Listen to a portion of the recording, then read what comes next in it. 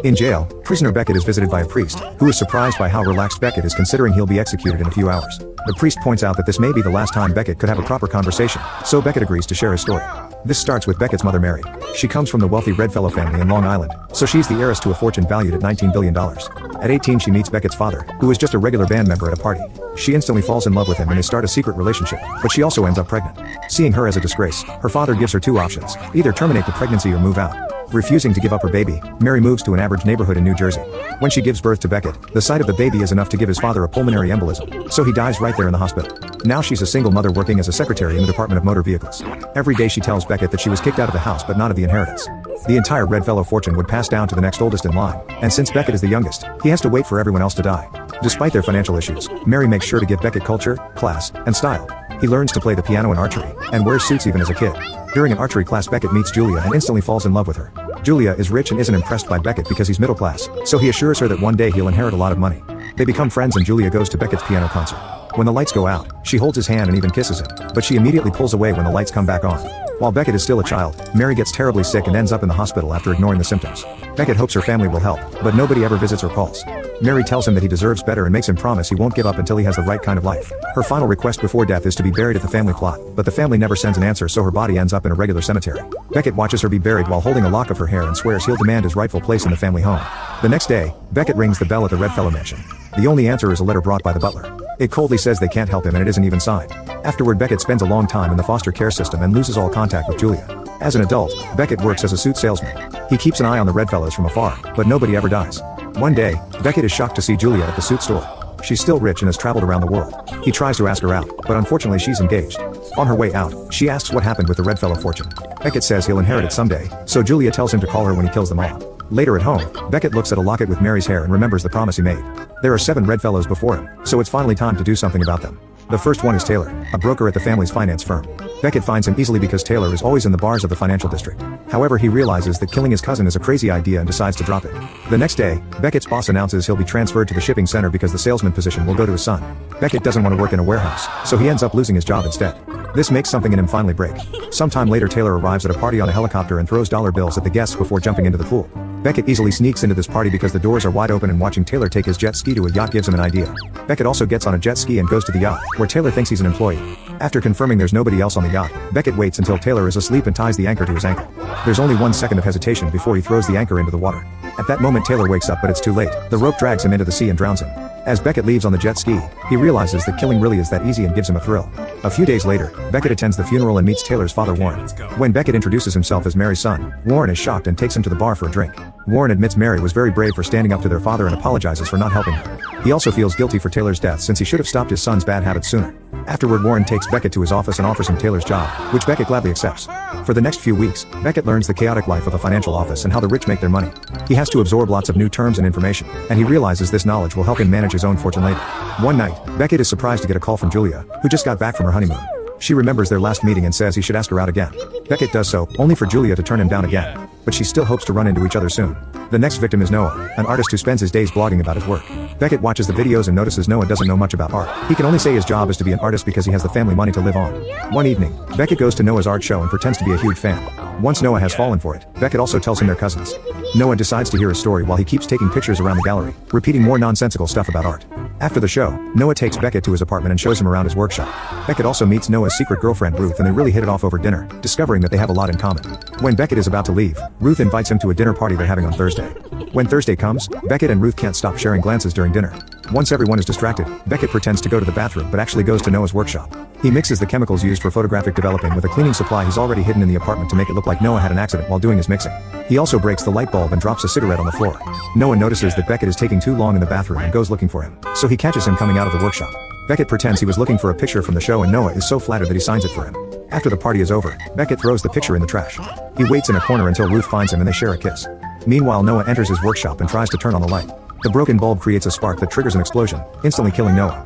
On the day of the funeral, Beckett is approached by 2 FBI agents who take him to a bar for questioning. He tells them about Mary and pretends he's unsure if he could ever inherit the money. The agents explain that when 2 family members die in a row, the FBI has some protocols to follow, so for now they're just being cautious. 10 months after Taylor's death, Warren makes a toast at work to celebrate that Beckett has his first client. He's very impressed by how fast he learned and gives him his own office. Later, Beckett is surprised to be visited by Julia, who claims she wants a loan because her husband is broke. However, Beckett notices her flirting and doesn't play along because he's thinking about Ruth. Julia doesn't like him like this and leaves, although first she mentions the 2 deaths and wonders who will be next. She also says that Beckett will make a killing. The next one in the family line is Stephen, a pastor who puts up spiritual shows to manipulate people and get their money claiming it's for God. He's been indicted in 2 countries for money laundering and he sued his former business manager, so he has plenty of enemies. One day, Beckett asks his assistant to exchange suits with him and sends him to get a hot dog. Then he attends Stephen's show and approaches him in his office pretending to be a reporter from a Christian magazine. While they chat, Beckett waits until Stephen looks away and puts something in his supplement drink. Suddenly Stephen grabs a katana and holds it against Beckett's neck, saying he wants the truth. It turns out the name Beckett used belongs to a reporter who retired months ago, so Stephen is suspicious. Beckett pretends he doesn't know what he is talking about, making Stephen so angry that he hits the decorations on his desk. When Stephen threatens him with the sword again, Beckett admits he's his cousin. Stephen instantly calms down and apologizes, explaining that he thought Beckett was a reporter from another newspaper that has been trying to expose him. Then Stephen takes a sip of his drink and has a heart attack. It's revealed that Stephen took workout supplements that could kill a person if consumed in great quantities, so Beckett added extra to his cup. Since the church doesn't want an investigation, the death is kept quiet. Meanwhile, Beckett keeps meeting with Ruth as friends to give her time. One day, she shares that she had been planning to break up with Noah after the dinner party, so now she feels guilty for not grieving him or missing him. Beckett tells her that it's natural to feel like that, and they agree to have dinner together at his place. In the evening, Beckett goes home and is shocked to find Julia in his living room. She reveals she stole his key when she visited him at the office and complains because she's been ignoring her calls and emails. He refuses to share about his life, so she flirts and gets closer, almost kissing him. At that moment the doorbell rings and Beckett kicks Julia out through the back door. Then he meets Ruth and tells her he had trouble with the kitchen, so he takes her out instead. They have a good time at the restaurant and Ruth talks about her goals in life, saying humans aren't taught to dream small. During the next weeks, Beckett realizes that his life is pretty good. He has a great job, lots of friends at work, and a growing romance.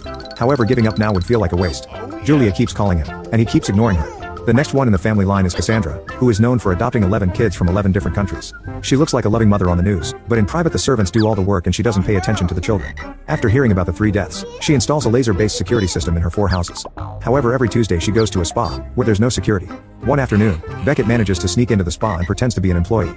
He offers Cassandra a free teeth whitening service, and she puts the device in her mouth without hesitation. She dies because Beckett put carbamide peroxide on the device, which is so close to the agent found in teeth whiteners that the police think she bought an off-brand product during her last adoption trip. The next victim is MacArthur, who owns half the National Air and Space Museum and is making plans to go to the moon. Reporters call him out for using so much money to go to the moon while his employees don't have health insurance, but he doesn't care. Beckett pretends to be part of his crew and secretly pours a sedative into his coffee. When MacArthur goes flying on his personal plane, he falls asleep at the controls and the plane crashes, effectively killing him. Sometime later Beckett moves to a very fancy apartment. He asks Ruth if she wants to live with him, and she agrees after some hesitation. The next red fellow in line is Warren. However, Beckett has become fond of his uncle and actually respects him now, so he can't bring himself to kill him. Besides, he has a good life, so he admits he's actually happy with what he has and even gets engaged to Ruth. One morning, Beckett is approached by the FBI agents again. They inform him that he's a potential heir, and he pretends to be shocked. When the agents ask him what he was doing on the day of Stephen's death, he tells them he was getting a hot dog. The agents later check the security footage and see Beckett's employee wearing his clothes. They can't tell if it's really him and don't believe someone could remember having a hot dog on a particular day months ago, so they agree to make an agent follow him. Sometime later, Beckett is leaving the office when suddenly Warren collapses behind him because of a heart attack. At the hospital, Beckett takes care of Warren, who mentions that Beckett is the only one who has visited him. Before dying, Warren advises him to be with his loved ones because work won't be there for him. During the funeral, Beckett realizes that only his grandfather is left.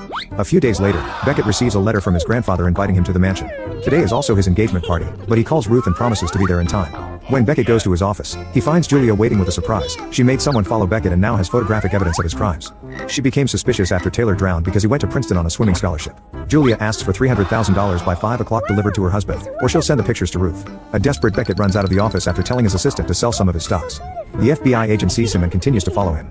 Moments later he bursts into the office of Julia's husband Lyle, who keeps drinking because he's broke. While Beckett moves some things on the table and writes the checks, Lyle mocks him for acting like a fancy man when he comes from a poor background, so Beckett slaps him. Lyle tries to punch him, but since he's drunk, Beckett easily brings him down and Lyle cries like a baby on the floor. Afterward, Beckett goes to the Redfellow mansion and texts Ruth to warn her that he'll be late, but the message isn't delivered.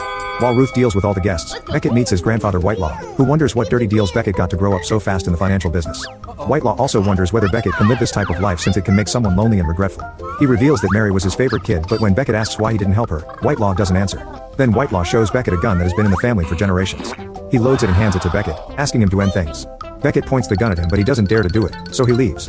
However, he finds the front door locked and the butler blocking it outside. Then he tries the windows in another room, but they're also locked. Suddenly Beckett hears a noise and opens the door, only to see Whitelaw shooting at him. He dodges the shot and it grazes his arm. It also breaks the door, so Beckett grabs a piece of wood and stabs Whitelaw in the leg. As Beckett starts to run, Whitelaw chases him and keeps firing as he explains that all doors have been sealed by the butler. In a room upstairs, Beckett finds a bow and gets an arrow ready. When Whitelaw comes in, he tries to shoot him, but the bow breaks. After dodging another bullet, Beckett grabs a new bow and shoots again, this time successfully landing an arrow in his grandfather's chest. Since Whitelaw is still moving, he shoots a second arrow into his neck, finally killing him. Beckett finds it ironic that his final murder is actually an act of self-defense. When the police arrive, he tells them exactly what happened, and he gets to leave while the FBI agent watches him from afar. By the time Beckett makes it home, the party is over and Ruth is upset. She demands to know what he's been hiding from her, but he only tells her about his encounter with Whitelaw. Afterward, Beckett inherits the family fortune, so he and Ruth are welcomed to the socialite life at a big party. Beckett is delighted, but Ruth feels uncomfortable. Unfortunately, the party is interrupted by the FBI, who arrest him for the murder of Lyle. After all this, Beckett has been caught for the one murder he didn't commit. They have the security footage of him bursting into Lyle's office, and his fingerprints are on the murder weapon, a letter opener he touched when he moved things on the table. Julia found Lyle's body and now testifies against Beckett, saying he's been in love with her his entire life. This makes Ruth leave the courthouse. Beckett is found guilty and sentenced to death. Before the execution, Julia visits Beckett. He tells her he'd rather meet the end than be with her. Julia reveals that Lyle left a goodbye note and Beckett goes crazy, but she refuses to share it. A desperate Beckett begs until Julia agrees to help him in exchange for his fortune. She kisses the glass before leaving. Beckett then makes a lawyer send him the papers so he can transfer everything to Julia and asks for a priest. In the present, Beckett tells the priest that he's calm because Julia will get him out soon. However, hours are passing without news, so Beckett is getting nervous. The priest decides to read him a Bible passage about death as a goodbye. Thankfully, he's interrupted when a guard announces that Beckett is now free. While the cops show the press the note left by Lyle, Beckett leaves the prison and finds Ruth waiting for him. She gives him the locket with his mother's hair before driving away. Nearby, Julia is also waiting, so Beckett leaves with her. He will live with her in the big mansion while the priest has to keep the story secret because of the rules of confession. Make sure to subscribe and turn on notifications so you can watch more videos like this. Thanks for watching.